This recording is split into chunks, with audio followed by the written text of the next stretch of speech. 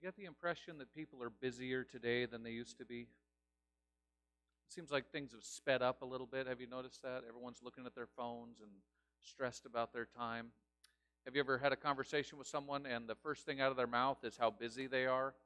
And then you feel the need to express how busy you are? I think that's become kind of the new greeting. We don't say, how are you doing? We say, how busy are you? Well, let me tell you. Oh, you think you're busy? Let me give you my schedule. It's kind of funny, actually, the way people had to outdo each other with how busy they are. And I thought, coming to St. John's, a lot of retired folk, they just be people of leisure, relaxing. How many people think you're busier now than you were when you were working? It feels like that, doesn't it? It's a lot going on. Even if you're not working for the man on the clock or whatever it is, you've still got a lot. I don't know what the busyness thing is, but it seems like it's not going to be dialed back. It feels like, if anything, it's just going to keep getting worse. What do you think? It seems like that's just always upon us. Sometimes it even feels like God is too busy for us. I don't know if you ever have that feeling, like God must be, not that he's too busy because he can do everything, but do you ever have the sense that, my little thing is so unimportant compared to all the huge needs that are out there in the world? Like, why would God busy himself with my small little thing when there's much bigger fish to fry, as it were? It just seems like, I don't know if I should even bother him with that. I mean, I don't know. I don't think God gets overly busy. It seems like he's got plenty of time, seeing as how he created time. That's something that he can do, and he can fit everything in. So I did hear about a little kid at a little Catholic school. They were going through the lunch line, and there was a little a bowl of apples. And right in front of it, one of the nuns had written, only take one, God is watching. That's pretty good, right? Well, then they go further down the lunch line, and sure enough, there's a whole plate of cookies, and there was no sign there. So some little enterprising kid said, take as many cookies as you want. God's watching the apples.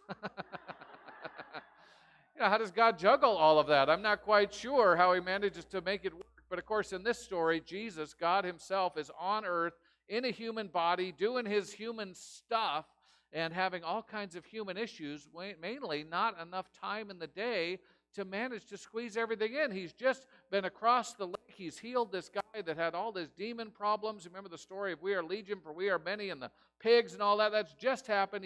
He sails across. He gets where he's going, and people immediately start getting all over him. You ever walked into an office and people are just like, they're just right there. They've been waiting for you. They're like stalking you, ready to get what they need from you. That seems to be the life of Jesus, because immediately after he gets off the way, he gets this word that Jairus' daughter is deathly ill. This is an important guy, head of the synagogue, really VIP status, and Jesus, of course, immediately wants to help. Why? Because there's a need. The Lord is attracted to need.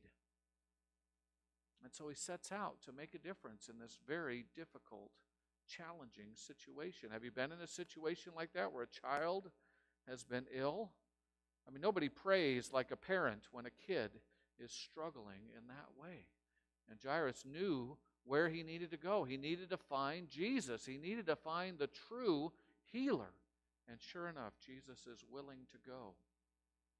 But as your story unfolds, there's so many people pressed around him that there's other people that need healing, other people that have needs. And this woman, we don't even get her name, but she's been struggling with this blood problem for 12 years, the scriptures say.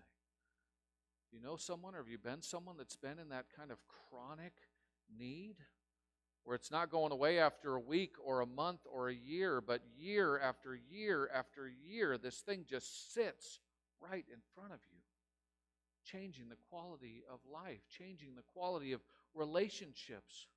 Because this was a blood thing, she wouldn't even have been allowed to go anywhere near all of the religious and spiritual offerings of her community. It just would have been not allowed. So how lonely, how set apart does this woman feel? And yet, like Jairus, when she sees Jesus, she can't help but think, this is the one who can solve my problem. This is the one who can change my life. And so she's attracted to Jesus. It's amazing. And the crowds are pressing in, and she thinks to herself, if I just grab the hem of his cloak, just grab the very end of it, just any part of what he's got, I want to make sure I connect with. And sure enough, power goes out from Jesus. That word dunamis, it's where we get our word dynamite. I mean, this is just an explosive healing that comes from Jesus. And he looks around. I love how he puts it. Who touched me? Now, people have wondered about that little statement for a lot of years. Is Jesus just messing around because he's God and he knows perfectly well who touched him? Does he want to somehow call this woman out and make fun of her? I doubt that sounds like the Jesus I know. That doesn't quite work. Why would he say, who touched me? Well, my suspicion is he's legitimately asking, who touched him? He set aside a lot of this omniscience. He set aside a lot of this kind of godly worldview, and he's living just like you and I. And if you were crowded around with lots of people and someone touched you and you felt something go out from you, you'd probably ask that same question. Who touched me? And the disciples, they kind of, who touched you? Everybody's touching you. What are you talking about, Jesus? They don't quite understand exactly what's happened. But this desperate woman has received her miracle. She's received everything that she had been hoping for. She is made whole again because she's connected with Jesus.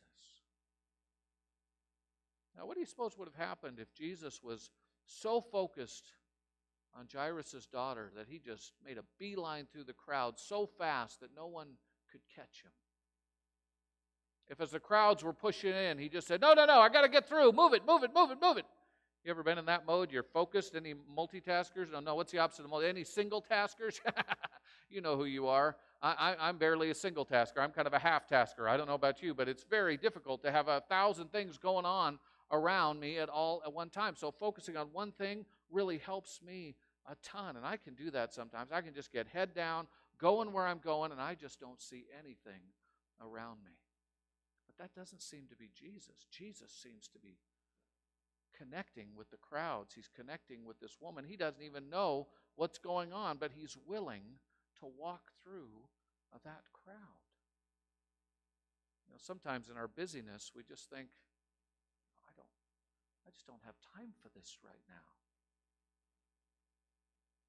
And we let whatever's before us distract us from some interesting things that might be available to us along the way. There's never going to be an end of need, is there? There's always going to be someone who needs something, whether it's a financial resource, whether it's a spiritual connection, whether it's some kind of healing. Jesus is never going to have a shortage of people to heal, and I'm guessing in our lives that will be the same as well. There will always be people pressing in, demanding time, having something that needs to be transformed. But rather than be annoyed by this, rather than be put off or stressed out, Jesus just seems to embrace that whatever is before him is what God is calling him to do. Now, we know he's got some big vision for everything he's going to accomplish. He knows he's headed to the cross. He knows he's accomplishing all of these prophecies. We know he's equipping the disciples. We know he's healing the masses. He's bringing the words that need to be spoken from God himself. I mean, all of the stuff that Jesus did, nothing's going to distract him from that big picture vision. But along the way, there's plenty of little detours that he could take or not take, but he chooses to always put the person above the task. Whenever there's a need, it's like that's where Jesus wants to be. And so sometimes we're on the way just like him. We're solving some problem, doing something, and something else, someone else, some other need presents itself. And I don't know how Jesus organized his day, how he figured out his schedule, but it seemed like he always had enough time to be interrupted. And that's something I would really like to get good at. To have enough margin in my schedule, enough wiggle room, as it were, so that I'm not just going from A to B to C to D so quickly that I don't have time for power to go out from me, for love to go out from me, for encouragement, whatever it is that God would want to do through me in any situation. I've been so annoyed by that phrase of Jesus lately where he says, give to anyone who begs from you. Do you know that word? And I shouldn't have told you because now you'll be annoyed by it. And so I've been going in and out of shops, and what I do now, I have to, okay, Jesus, I'll interact with this person. And for me, the blessing of that, as weird as it is, because I don't generally like giving money to panhandlers because it feels to me like a waste and all the reasons why it's just, but what the blessing has been in that, even though it feels to me at some level, has been it's forced me to slow down with what I'm doing. And I kind of watch the way other people interact with them, and some people ignore, some people are somewhat huffy and rude. Some people will just kind of toss money and get away from me. I mean, it's just there's lots of different options when there's need in front of you. I've been blessed recently with just simple conversations with people like that. And I'm saying you have to do that. You do whatever God calls you to. But for myself, at least for this stage of my life, I'm like, well, okay, Lord, I'll pause. I'll have a short little interaction, and I'll part with some cash. Maybe it's not going to do a whit of good. I don't know. But it's doing a good thing in me because it's slowing me down a little bit. And if you're going 100 miles an hour all the time, I wonder the kinds of things that we miss in that mode. We don't see people when there's tasks in front of us. We don't see the need when there's another need that may seem more pressing. But Jesus stops everything. I mean, I suppose he could have had the power go out from this woman gets healed. Almost like a high five. She could just heal everybody as quickly as possible. But instead, he turns around. Who touched me? I'm not sure why Jesus does that, but what it accomplishes for certain is it takes time out of Jesus' schedule. It allows for a connection to be made.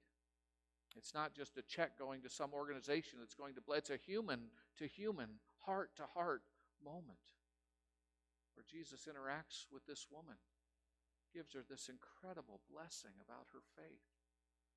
Can you imagine suffering like that woman for so long, never hearing a word of encouragement, never being helped or served in any way, and now Jesus in front of everyone has commented and blessed her, not to mention healed her of this incredibly difficult thing that she struggled with. How different is that woman for the rest of her life because of this extra 30 seconds in Jesus' day? I know for myself, I don't want to miss those extra 30 seconds. I don't want to get to laying my head down on the pillow and think, were there 20 occasions like that, Lord, where I could have just slowed down a little bit? We talk about becoming fishers of people. Jesus called the disciples last week. We heard that story, didn't we, of the guys at the beach. They've been fishermen all their lives. Now Jesus says you're going to start fishing for people. Well, if there's one thing a good fisherman knows, it's that it takes a whole lot of time. What is it? The worst day fishing beats the best day working. Is that how it goes? I think that's right. Because you're just there.